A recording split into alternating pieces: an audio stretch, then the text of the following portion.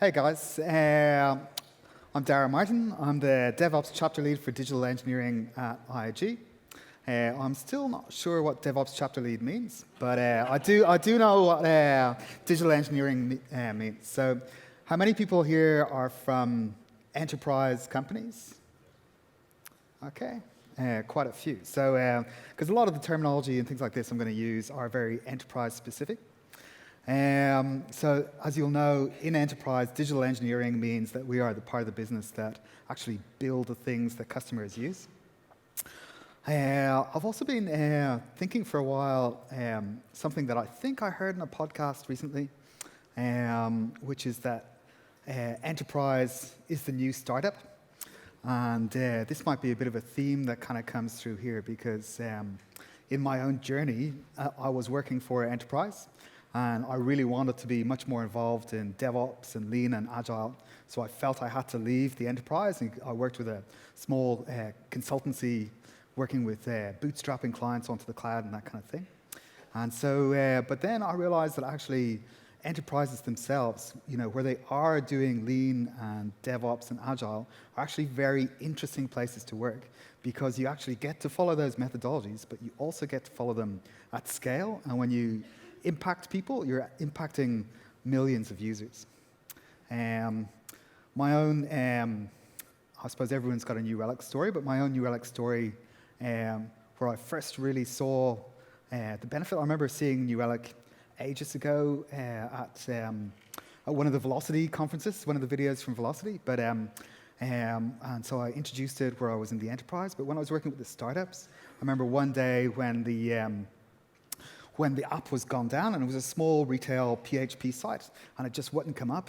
And because we'd built this immutable infrastructure and it was all, ephemeral, we didn't have any logs. We couldn't really see. Nothing was staying up. We tried to scale it, up to X number of instances, and still nothing was staying up. And it was quite an immature team we were dealing with, so there was no real logs per se to look at. But just dipping into New Relic immediately told us we could see that they could not talk to their payment gateway. It was blocking everything. And for me, I was like, from that instant, I've always been sold on the New Relic and what they have to offer. But in IAG, we're using a lot more and much more beyond that.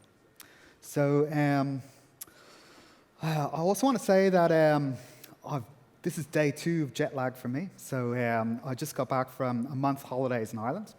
And so if I develop some aphasia, or if I look into the distance for a couple of minutes and then don't pay attention, please excuse me. And getting my 3 daughters off to school this morning with jet lag was probably much harder than any digital transformation that you're going to see. Okay.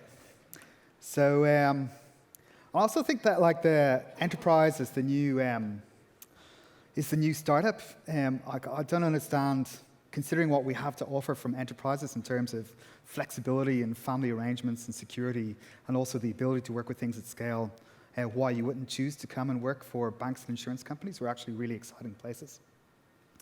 So IAG, a lot of people may not know or be familiar with IAG, but actually we're the largest general insurer across Australia and New Zealand. We're the leading we have the leading market shares in personal and commercial insurance.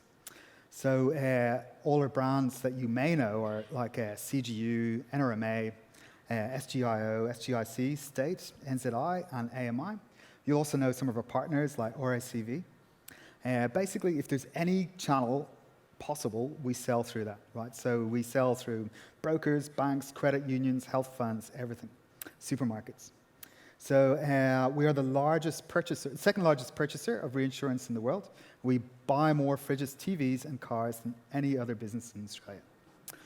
Natural disasters strike, and the fires come along, and the weather in Queensland, and we have teams that go out, that are ready to go out with the IAG caravans and the IAG responses to help people in those situations. So it's a diverse industry. Our core purpose. The why of the organization is not necessarily to deal with old batch processing systems running COBOL. That's not why we get out of bed in the morning. The idea that we want to get out of bed for is to make your world a safer place. You, as in, most of you are our clients, or many of you will be. So there are 3 strategic priorities for IAG, I should mention as well. So first of all, we have a customer priority, which is world-leading customer experiences. The next one, we have a simplification priority, because we've bought lots of companies and we've got lots of different systems, as many of you will have experienced in enterprise. Simplification is a big goal for us. And then agility is also a big goal. We want to be able to move with the customer and make things, right for the customer as quickly as we can. These are the threats, some of the threats that we face as a business.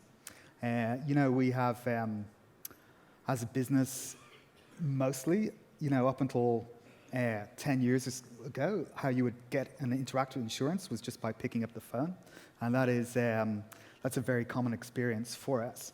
But customers these days are very used to, dealing with digital experiences. They want digital experiences. People don't want to call centers at 8 o'clock. They want to get the same experience that they get from Google, they want to get from us. So that's a threat, something we have to react to.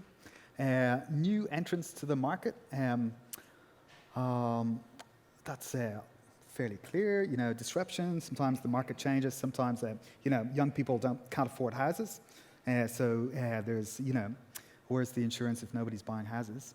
And then we have technology disruption, and that's where things like, well, what happens if self-driving cars come along? What's going to happen to the insurance market then? So these are the reasons why we want to be agile. Digital transformation at IAG.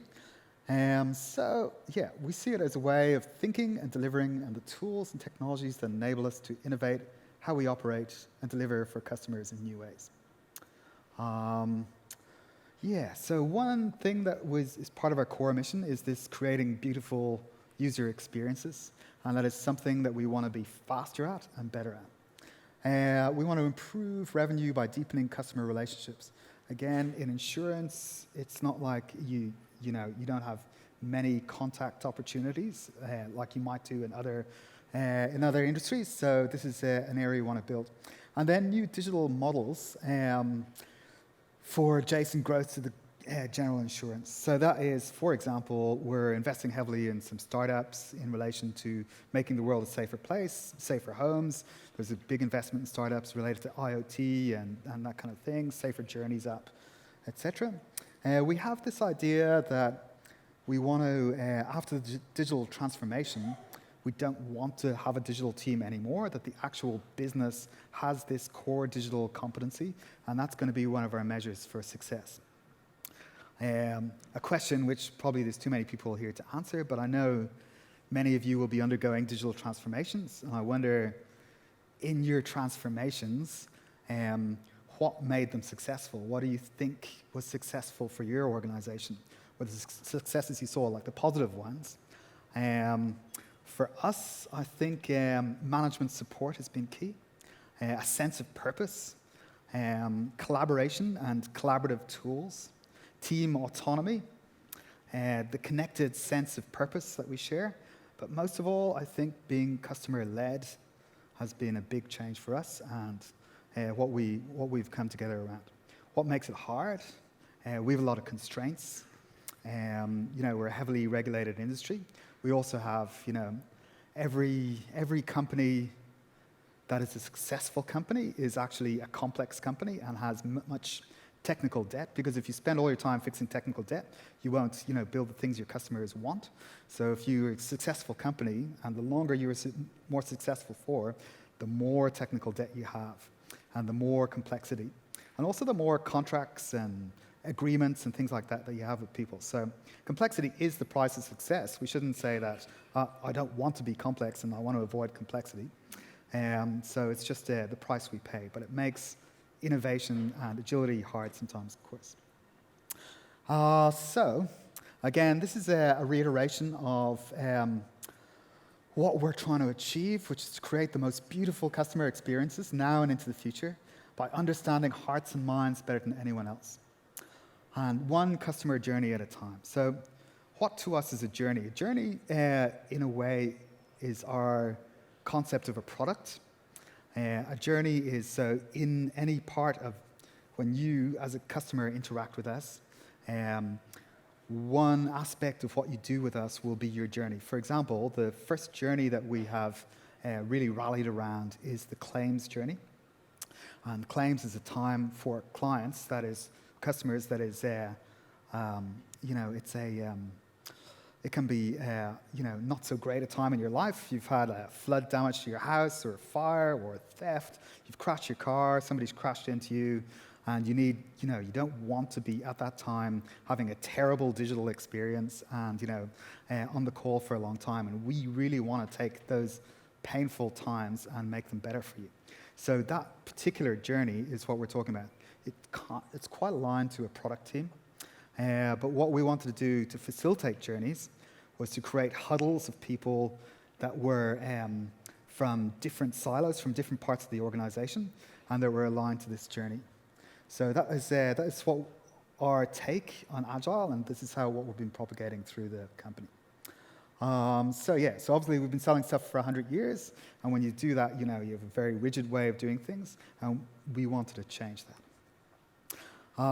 So why reimagine? Well, it should be fairly clear. We have existential threats that may be long-term threats, things that we want to deal with, and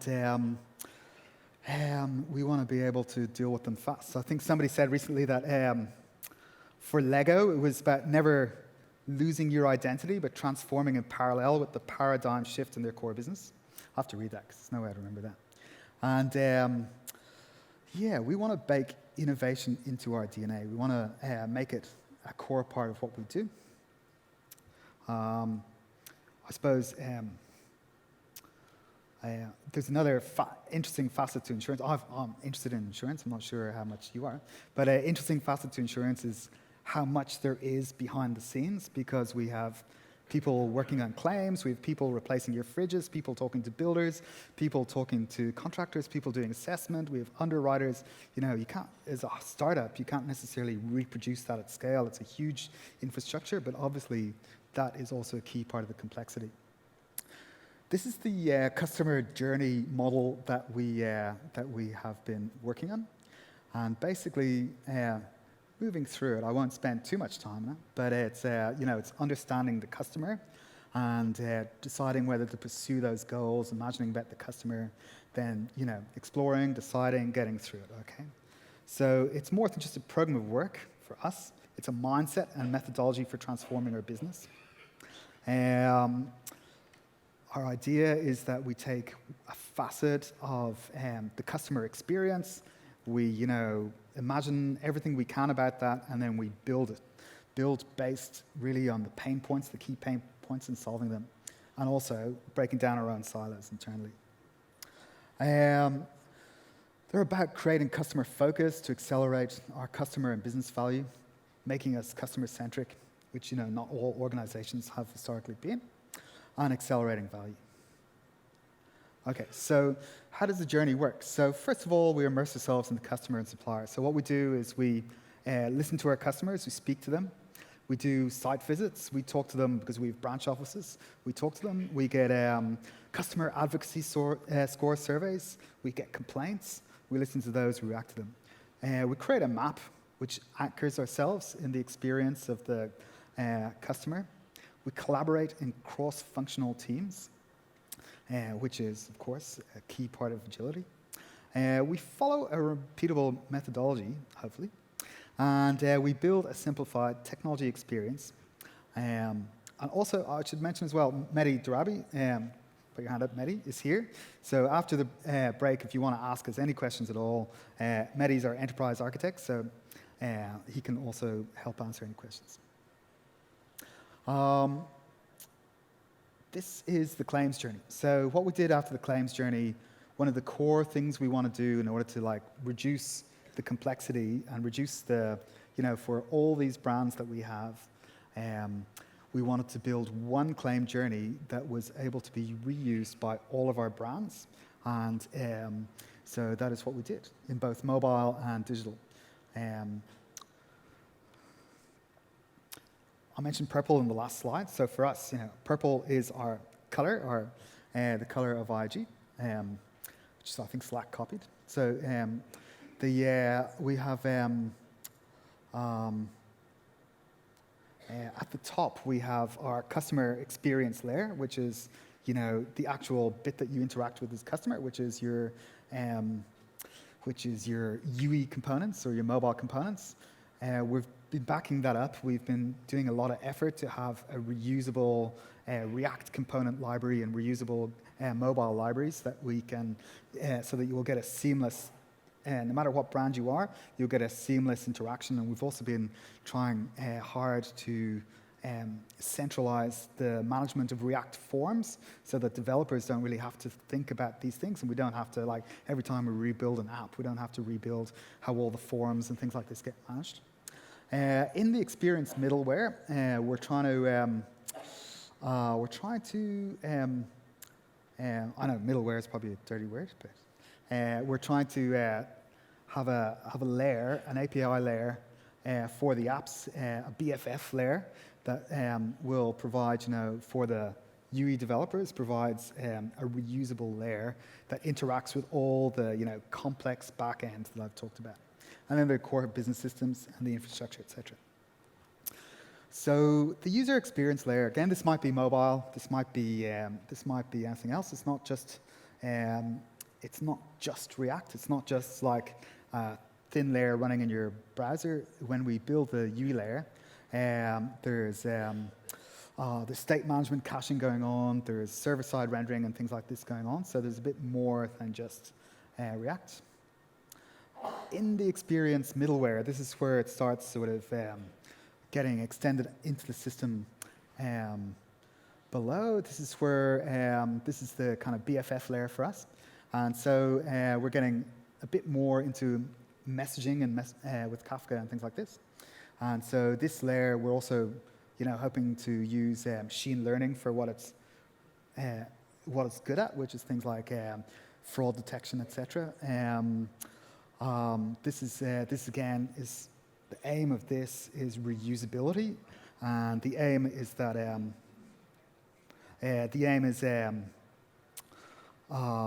being faster by having reuse. This is now back into my layer as well, the layer that I'm more interested in. But this is the DevSecOps layer, and we have a bunch of tools that we package for the teams and we use in different ways. Some of the, we try to have as much platform or team independence as possible. So some tools, like you can choose Rancher or you can choose ECS, you can choose Jenkins, Bamboo. We don't really mind. Some dev teams are using our PaaS, which is our homegrown PaaS, which is based in Rancher, which is the dev lab stack. Some teams are building their own infrastructure, full stack, end to end. But some tools we need to have shared, like particularly data tools like New Relic, because we want to aggregate across the all the different apps and things. These are some of the things we're doing in DevSecOps. So you'll probably recognize that who here is working for an APRA-regulated company? So you'll probably know CPS 234 is our new regulation. We've been aligning our DevOps practice to meet these new regulations, and luckily they do align. These are the standard DevOps things that we do. So this is part of our agile journey to have this underpinning what we do. As well as that, beyond the actual sort of specific DevOps things, obviously there's something that you're going to hear about later this afternoon, and you probably hear a lot about is observability. And from what I can work out, it means, if you've got an internal state of a system, can you infer that internal state from the external outputs? And can you tell what's going on in your system? Our environments are very complex. We have, a lot of back-end systems. There's a lot of different coupling between the systems. There's many paths and flows. There are distributed responsibilities. There's distributed libraries. There's many versions of libraries. There's different environments. There's cloud. There's on-prem, things like this. So can we know what's going on in that environment? And can we be fast in that environment? And also, we want to be able to make judgments about what's going on. can we make those judgments in a timely manner? It's very linked into analytics too. We're making a very big investment in analytics. Experimentation obviously drives everything what we're doing because it's measuring positive customer-centric experience changes. I was looking at that sentence this morning, wondering if it still makes sense. But what we do is we're making customer changes to the customer experience, but we want to make sure that they are positive changes. How do we do that? So to do that, we experiment with the changes, A/B testing. We want to know what it is. So experimentation allows us to gain insights. It reduces risks by having an experimental approach. We want to be able to test everything, removes guessing. We want to know what's going on. We want to be able to have faster growth. We want to have blameless testing. You want to be able to test something in production and not get in trouble for having it not working because you're able to change it. So we need to build flexible infrastructure to do this. And we also want to have supporting monitoring and analysis so that we can do it cheaply and fast. We want to fail fast or learn quickly, as it might be better stated. Again, so what else do we do that's DevOps at IAG? We have a cloud academy where we're trying to get everybody skilled up in cloud. We've got lots of lunch and learns. We've got digital forums and standardization forums. We've got hackathons. We've got Spike. We've got Slack topics channels, for example, New Relic support, where we, as a DevOps team, we exist and we help the developers, facilitate developers. New Relic have been very helpful in many of these aspects with lunch and learns and digital forums and spikes, so thank you. What are we doing with New Relic at IAG? I think Mehdi here asked Diana that question the other day, and she said everything. So we are using every single aspect of New Relic in one way or another. It's a core component of our DevSecOps stack. It's integrated with ServiceNow so to provide ITSM strategic functionality. Specifically, we're using dashboards and insights. Quite a few of the teams you'll see around the place have the dashboards up, and they will be monitoring changes in the application code against the against business metrics. We're using synthetics a lot. We've just undergone a big project, which is almost complete, to move from our legacy monitoring systems, which are, again, all over the place in the data center, to synthetics, using minions in some places because, again, very strange old systems behind firewalls and VPNs and all that kind of stuff.